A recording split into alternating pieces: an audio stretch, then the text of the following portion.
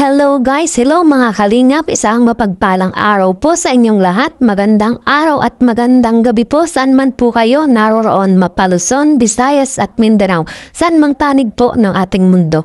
At sa ating po mga subscribers, sa mga viewers po natin diyan at sa buong kalingap, kamusta po kayo? Mega love shoutout po sa inyong lahat. At muli po tayong nagbabalik para sa isa na namang talakayan sa bago po nating topic na atin pong pag-uusapan. Grabe naman mga kalingap!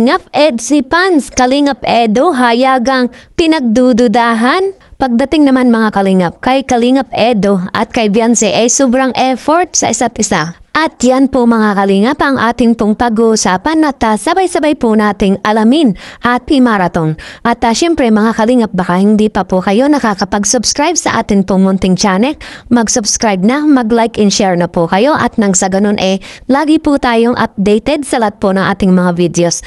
At huwag na huwag po nating kalilimutang suportahan at i-marathon po natin mga kalingap ang mag-amang matubang na si Kuya Bal Santos Matubang at syempre po si Kalingap Rob.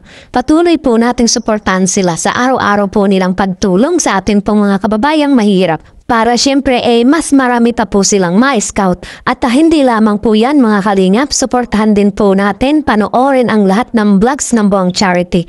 At hindi lamang po tayo nakapokus sa mga love team, maging sa lahat po ng mga vlogs ng buong charity.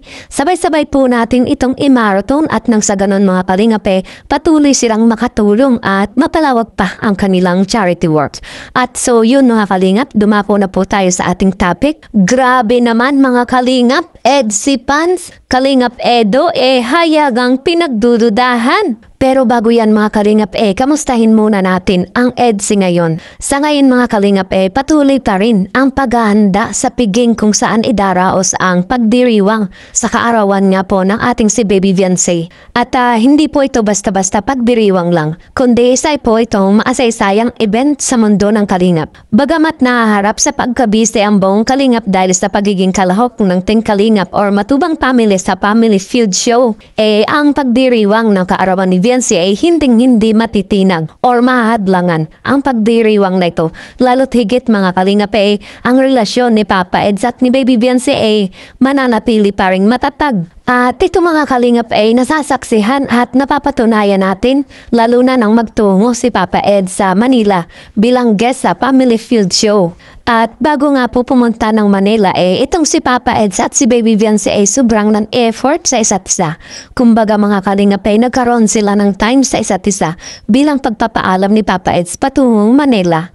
Siyempre bilang effort at malasakit sa kanilang relasyon, para sa akin mga kalingap pagdating kay Kalingap Edo, ang pagpapakita ng pagmamahal, pagmamalasakit at dedikasyon sa kanilang relasyon ni Beyonce hindi lang sa salita, maging sa gawa. Para kay Papa Eds ang tunay na nagmamahal laging may oras, may pagpapaliwanagan at syempre inuuna ang kasama bago pa ang iba.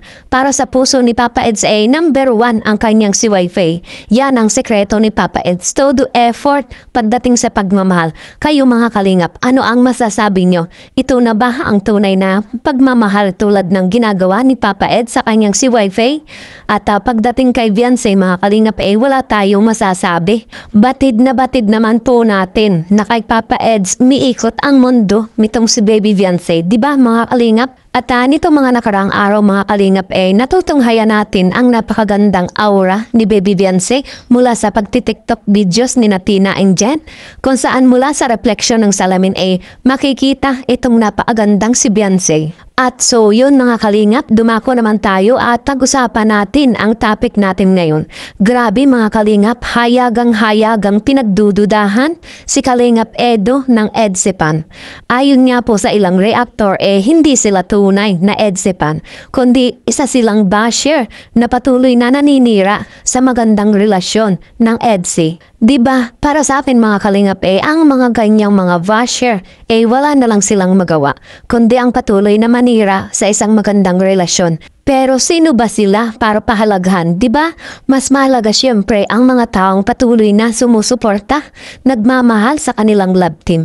Lalo na ngayon mga kalingap, ang EDSA love team ng kalingap sa ngayon humahakot na ng million views. Di ba? Ganyan kamahal ng mga viewers and supporters ang EDSA. Dahil dito mga kalingap patuloy pa rin nila itong sinusuportahan at iminamarathon. Lalo na ngayon mga kalingap, ang pamamayagpag ng mga kalingap angels. At isa na nga dito ang ating si Baby Beyonce na malayo na ang nararating. Hindi lamang ang kanyang pangalan maging ang katatayuan niya sa buhay ay patuloy na umaangat, di ba? At sa kabilang banda mga kalingap, kapuri-puri ang magandang samahan ng mga beneficiary ni Kalingap Edo. Umaasa si Papa Eds na magiging maganda ang kanilang pakikipagkaibigan sa isa't isa. Walang inggitan, walang siraan at maging tapat sa isa't isa. Para kay Papa Eds ang kanyang pagtulong sa kanyang mga beneficiary ay wala siyang nakikitang masama. Kumbaga bahagi ito ng kanyang misyon, ang pagtulong sa kapwa. At hindi mawawala ang malasakit ni Papa Ed sa kanyang mga beneficiary.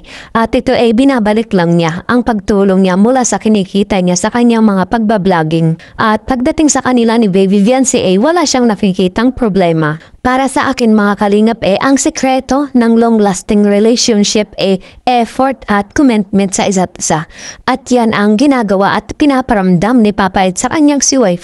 At wala tayong dahilan para hayagang pagdudahan si Papa Ed para sa pagmamahal niya sa kanyang si Wife. At syempre, patuloy niya itong binibigyan ng panahon lalo mayong naharap sa pagdiriwang ng debut ng kanyang si Wife na itinuturing na makasaysayan sa mundo ng kalingap.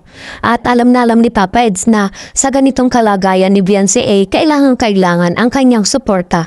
Wow, grabe, di ba mga kalingap? At sa ngayon mga kalingap gusto muna nilang mag-focus bilang paghahanda sa nalalapit na debut ni Beyonce dahil ilang araw na lang mula ngayon gaganapin na ang pinakahihintay ng lahat, ang engranding debut ni Beyonce. At ang pinakaabangang mga sorpresa mula sa mga minamahal na supporters, ang mystery box na hanggang ngayon palaisipan pa rin sa marami, maliban lang kay Papa Eds. At syempre ang pinakaabangan ng lahat, ang matinding pasabog ni Papa Eds.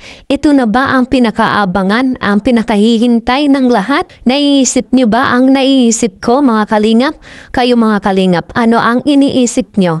I-comment niyo na yan mga kalingap.